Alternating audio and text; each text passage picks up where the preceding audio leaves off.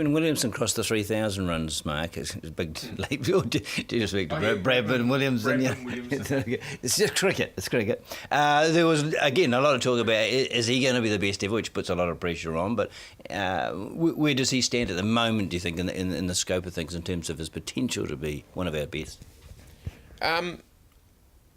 You have to judge people by the top standards. So, I mean, Bert Sutcliffe had a fantastic career, but at first class level, not at test level where there were reasons. He was a bit suspect against pace bowling after getting hit.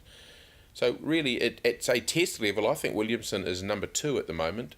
I think he's ahead of Turner, and he may well go ahead of Crowe in the end too. I mean, he's only just starting. He is really some player. So you've got him ahead of Taylor already, and Taylor's ahead to perform over a much longer period for a similar, if not slightly better record? He's a much better bat than Taylor. Really, he is a far more accomplished bat than Taylor. Taylor needs to be quite lucky sometimes. Williamson doesn't need any luck at all. He's playing straight and he's playing within himself the whole time. He got off to a slow start. They stuck with him a long time, and I give the selectors credit for that because he was averaging 22 for a long time. But they obviously saw what we're seeing now. Well, I had this discussion with you before. I didn't think he was as bad as you did. And when you say he averaged 22 for a long time, he hasn't even been playing a long time yet. Relative to the career, I just thought some players just get multiple chances based on their potential. I'm not saying that he shouldn't have done, but I think he did. I never thought that they were carrying him at all. He wasn't making big scores consistently like he is now, but I never thought he was being carried. He was still making as many runs as any other New Zealand player would have been making, I felt. Australian Tennis Open about to start this week, or starting as we're discussing this review, and with Federer and Nadal and Murray on one side of the draw, that makes it a little bit easier for Djokovic, perhaps? Yes, but it's not quite the Murray and Nadal of previous years, is it? Nadal, never bet against Nadal, but I'd be surprised if he was a factor at the end of the tournament. He's coming off no tennis at all, except a first round loss a couple of weeks ago. So he's had nothing for 7 months, really. So I wouldn't have thought Federer would be too afraid of him at the moment. And Murray's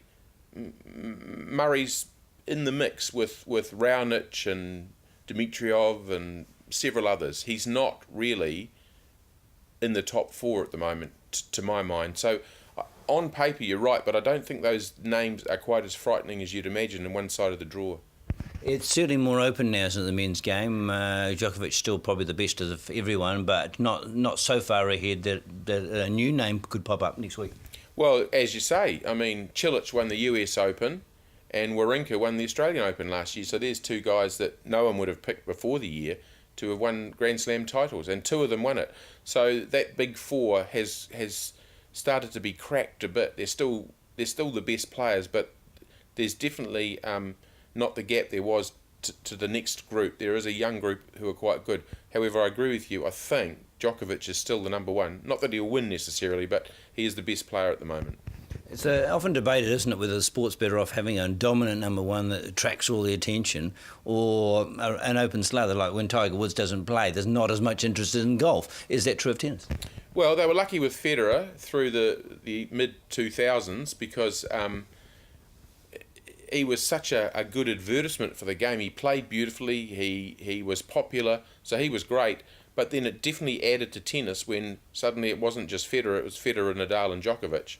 So you had 3 of them, all capable of winning Grand Slams. I think that added to it. So I'm sure in women's tennis, it was much better when Chris Evert wasn't dominant. It was much better when there was Evert and Navratilova and so on. So I'm sure that you're better to have a rivalry than just one great player.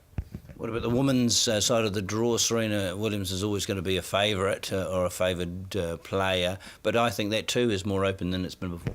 Yeah. Williams hasn't won the Australian Open for 5 or 6 years. I would have thought if I was putting money on someone, and I don't, but if I was, I'd go with Sharapova. She played great last week to win. She is only a few points away from being number 1 in the world, and I think on recent form, given how badly Serena played in Perth last week, I would be picking Sharapova. All right, we're just going to drift to a couple of other sports now. The Breakers have had a fantastic start of the season. One player comes back and suddenly they're a different unit.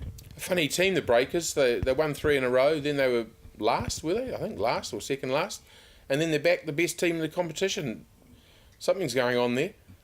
But it's good that they, I think Cedric Jackson, he just made a huge difference. One player can instill some faith, perhaps. Yes, well, when you think, I suppose, Tom, there's only 5 on the court, and if one of them is outstanding and wasn't there previously, that can make a big difference. I mean, if you think of rugby, there's 15 players on the field, so one player may not have quite the individual make the difference that in basketball it does. I mean, one player really can lift a team, one great player, and that's what's happening. Now, it's good to see Adams performing in the NBA. I mean, this guy's earning his spot and being one of the stars. Yeah. We follow him closely because he's a New Zealander. I'm not sure he's a star yet over there. He may be a star because he's from New Zealand and he's very big or different or whatever. But he's certainly, not there as a novelty. He's there on merit, and that's pretty heartening if you're from New Zealand following him. And we haven't talked about the Phoenix much in recent reviews, and we should, because they're now true competitors for the A-League this year. Telling me we should be talking about the Phoenix. They're almost getting a crowd again in Wellington. You kept thinking, oh, well, it's good to have a win. Then we had 2 wins in a row, and suddenly it became a streak, and the streak's carried on. They've played really well, and they deserve to be in the top 3 in that competition. And in fact, on recent form, they're in the top 2, really. On the horizon now, the Hellbergs, and we did touch on it briefly last time, and there seems to be a bit of underlying support now for McCullum, when at first I thought there might be some reluctance to recognise someone from a team sport for a start. Yes, I'm just got my fingers crossed that McCullum wins the overall one, because no one's going to have a year like he had again from New Zealand. It won't happen, and a captain as well. So I'm hoping he wins it, and I think you're right, the drums have been beating a bit for him. I'm still concerned that panel will be very caught up with this Lydia Ko mystique and go her way like they did last year on the back of no performances, no world performances. I mean, I'd much prefer Lisa Carrington or Twig or even Val Adams, who never had a world title last year. One of them would win it ahead of Ko for me, but overall I'd be giving it to McCullum. The other people I think shouldn't be overlooked are Bond and Murray. The thing about the judging panel, Tom, is it seems to get a bit bored after a few years with one person. So Val Adams couldn't win it last year because they were sick of her and wanted to give it to exciting Lydia Ko, even if she's won nothing. Bond and Murray have won, the teams won before, but they were so brilliant last year, winning by 10 seconds a world title in rowing and winning 2 world titles. I mean, they would be my team of the year and very strong contenders for the overall title. Again, you've got this battle between sports that have world championships every year, though, haven't you, and others that don't. And that seems to be ultimately unfair, because some of those world championships aren't as strong because of the regularity. Yeah, but they're a world championship. I mean, tennis has 4 world championships a year, and women's golf has 5 world championships a year, if you look at it that way. Someone like Lydia Ko has 5 chances to win the Hellberg Awards every year, because if she won one major, she'd win it. And the golfers have 4 chances a year because there's 4 Grand Slam tournaments, 4 majors. So I don't think one's too bad, actually. There's a couple of late entries about a sporting achievement we haven't discussed, about how high profile you think it is, and that was Auckland finishing well in the club football competition, and then the team and the coach, and they're all in consideration. Do you have it up there amongst the best?